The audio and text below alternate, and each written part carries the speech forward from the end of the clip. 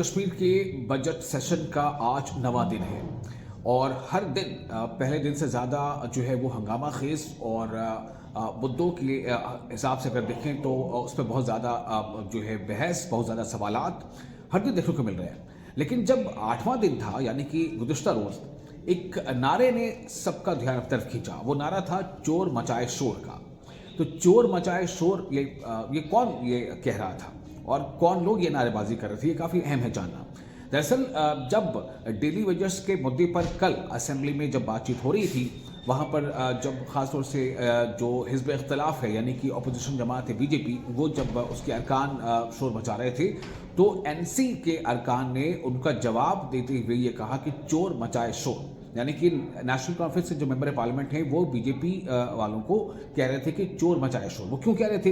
दरअसल आपको पता है कि अभी जो ये एक लंबे अरसे के बाद ऐसा मौका है कि जब जम्मू कश्मीर के अवाम की चुनी हुई सरकार और उस चुनी हुई सरकार जो है वो बजट पेश कर रही है और बल्कि बजट पेश कर चुकी है, उस पर भी चर्चा चल रही है। तो एक लंबे अरसे के बाद ऐसा हुआ। उसके पहले अगर हम देखें तो वहाँ पर जो है एलजी का शासन था, जिसको हम जानते हैं कि यूटी के तहत वहाँ पर कोई जम्मू कश्मीर की चुनी हुई सरकार नहीं थी। तो सीधे तौर पर कहीं ना कहीं नेशनल कॉन्फ्रेंस के लोगों का ये कहना था कि बीजेपी ने ही इंडायरेक्टली रूल किया है। तो अगर 10 सालों में आपने ये जब नहीं दिया, यानी 10 सालों तक दिल्ली वजर्स आपके दरवाजे पर आते रहे और आपने उन्हें सिर्फ एक तरह से जो है उनकी मांगों को पूरा नहीं किया, तो अब आपको क्या हक बनता है कि आप उनके लिए आवाज़ उठाएं।